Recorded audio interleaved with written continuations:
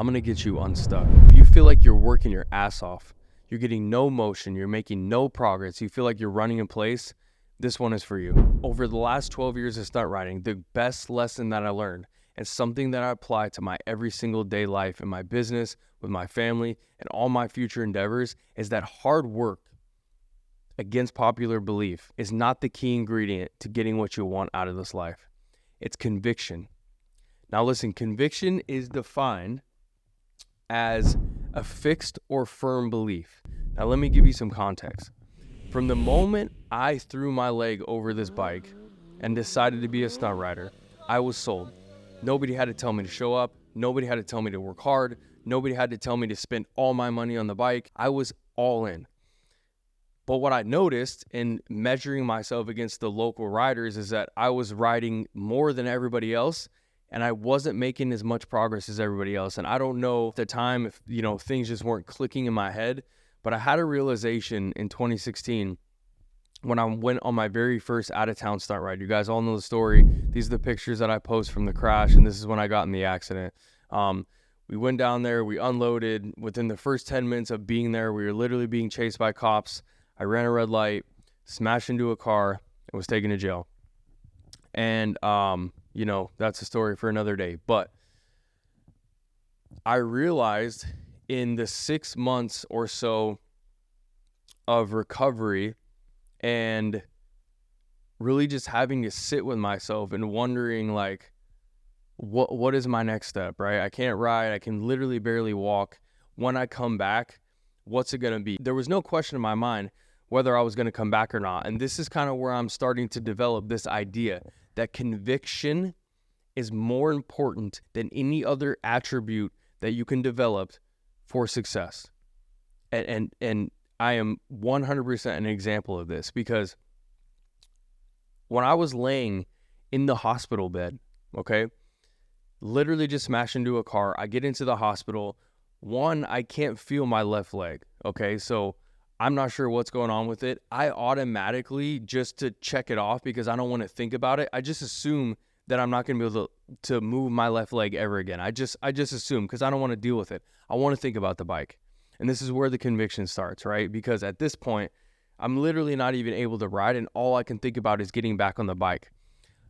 I looked at my girlfriend at the time in the hospital bed, and I told her, I said, call Joel, who was a buddy of mine at the time. And I said, have him figure out how I can shift the bike without my left leg, because I don't think I can use it anymore.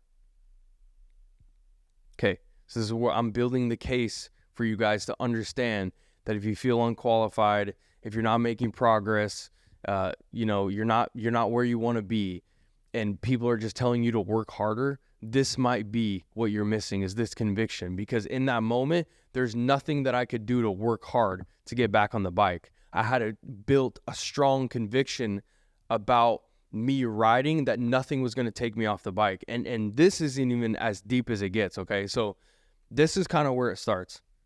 I tell my girlfriend, I'm getting back on this bike as soon as I get out of here. And I know I was in a little shock from the accident, because afterwards, when all the pain started setting in, the road rash and everything, I wasn't feeling so hot. But I was 100% not determined, but convicted, like the deepest level, to get back on this bike. So again, going through my recovery, and I had this epiphany, and this is where my life literally changed forever. And I have a post on my Instagram that I'll try to throw on here if I can find it. I believe it was in 2016, 2017. It was right after I recovered, just bought a new bike, was fully ready to go, body was ready to go. And I posted this because I had this thought, and I was like, man, if I wasn't meant to do this, like if I wasn't meant to ride this bike, wouldn't I be dead? Like, how is it that, and I don't believe in accidents, right? I don't believe in coincidences. I had a car going like 60 miles an hour, and the only thing that happens is I break both my hands, tore ligaments in my hip, in my ankle, and a couple other things. Again, it didn't even matter to me. I didn't even care about my injuries, and I'm not dead. So to me, I'm like, I must be meant for this. And at that moment, I progressed more in the following 6 months, right after that accident, getting back on the bike, than I did the entire 2 years. Nothing about my work ethic changed. Nothing about how much I rode changed. The only thing that changed is that I believed that I was created, I was born on this earth to ride that bike. And from that moment, all the mental barriers that I had before, and I'm going to talk a little bit about fear, were literally broken right then and there. And I caught onto something deeper than wheelies, something I was going to take through everything through the rest of my life, is that the conviction is the most important thing of the journey. And wherever you're at and whatever you do, if you don't have a strong conviction, like you believe that you're created to do this thing, I think that's the part that you're missing. So, another example of this exact principle that I'm talking about here is there's this trick for anybody that doesn't know.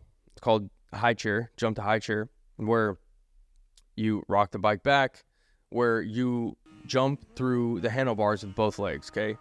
This is one of the harder tricks I personally believe on, to do in the straight line going, street speed.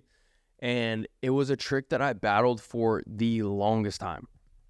Every time I feel like I would master it, I would have like a super rough session and I have to go back to the drawing board and feel like I was starting all over. And then I started to realize this was me really pushing the limits. And I kind of had this idea that I was like, man, what is holding me back from just locking this thing in and mastering it? And it was that I had this little subconscious fear that what if I fall? What if I crash? What if I break my neck? What if I can't work? And then all these other consequences have to happen. And all these other consequences happen after that, right? So, I mean, you're literally talking that if, I could break my neck and, there goes my life, there goes, everything else that goes after stunt riding, family, all these kind of things, changes my whole life forever, right? And I went back to a couple of years before that, after the accident, and that post that I made about, if I was supposed to die, I would have then. So if that didn't take me out, nothing's going to take me out. I'm willing to die for this, okay? And that's where, the definition here of fixed or firm belief comes into play. I'm so convicted about what I'm doing, I'm willing to die for it. This is where the floodgates open to all of the benefits and all of the fruit that you really want to see out of the thing that you're doing, is when you're so locked in and you're so committed to this thing that you're willing to put your life on it. Like, and also too, just from a fulfillment standpoint, this is the most, at this time of my life, in my young 20s, a miserable mental state on a day-to-day basis. This is the most fulfillment I'd ever got in my life, to feel like I'm created for something, to feel like I have a place in this world. But it all came from conviction, willing to risk my life for this bike. I'm created for this. There is nothing else I'm supposed to be doing. And again, that unlocked a whole nother level of performance. Why? Because I didn't care about the consequences anymore. I could break my neck. Okay, cool. I'll deal with it when I break in my neck. Okay, I might not be able to work. Okay, I'll deal with it then. And then you're literally unchained from all the fear that you ever had before. So moving on a little bit from the bike and moving to life and business and family. I don't tell this story often. I think I talked about it once in another video, but I quit my job with $7 in my bank account. And the reason being is because I thought about the bike as I'm looking at it right now. I thought about the bike and I was like, man, I feel like I'm in hell. And when I wasn't riding and I was hurt, I felt like I was in hell because I was missing my thing. And I felt like the bike at this point in my life at, 2 years ago started to kind of like it played its role in my life, and now it was time for me to do some other things. And in that moment, I thought about what I learned. What was that thing? What was the thing that pushed me past the hell that I felt like I was in? And it was conviction. And so instead of having a positive conviction, I had a negative conviction about my life and about my job and where it was headed. And I knew and I know I'm destined for greatness. I'm convicted that I'm destined for greatness. But in that moment, I said to myself, this is not what your life is going to amount to. Like, there is no fucking way that this is you. This is how you die. This is how you spend the rest of your life. There's no way.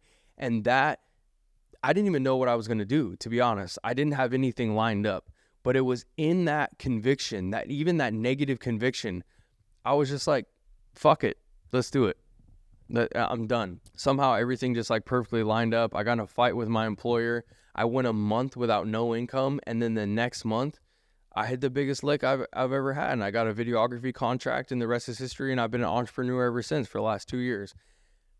And it's because of the conviction. And I've applied this to other areas of my life. And this is actually the baseline that I use when I want to say yes to things or when I want to do things in my life, is that I'm a very extreme person. Obviously, you guys know, you see the bike and all the other things that we've done here and all the risks that I take. I'm a very extreme person, but I believe that's how we're supposed to live. Like, why would I want to spend my existence doing things that aren't so important to me that I'm willing to die for it? I think that regular people, average people, dabble. I think that's one of the definitions of average, is that people are just dabbling. Oh yeah, I kind of just do this and I kind of do that. And I'm a victim of that often. But one thing that I try to reel myself back into is that I got to find something that I'm willing to die for, because that's when I felt most alive. If you're in a place right now where you're stuck, you don't feel like you have a direction or a purpose in your life, instead of going out and trying to find like all these good ideas of what I should be doing. What should I be doing? Well, they're saying I should be doing this, and social media has got me scrolling on the next side hustle and e-commerce and all this other bullshit. Think about this. What would be something in your life that you would regret not doing? If you died tomorrow, what would you regret? That's the thing that you need to be doing. And once you discover that thing, do just that. Die for it. And I promise you, regardless even of results that you see, but I promise you, you will see results even if you don't. But I believe if you apply the same work ethic that I know you have now, because you're frustrated that you're working so hard and you're seeing no results, but if you apply conviction, I'm willing to, I bet my whole life on this thing, you will see results.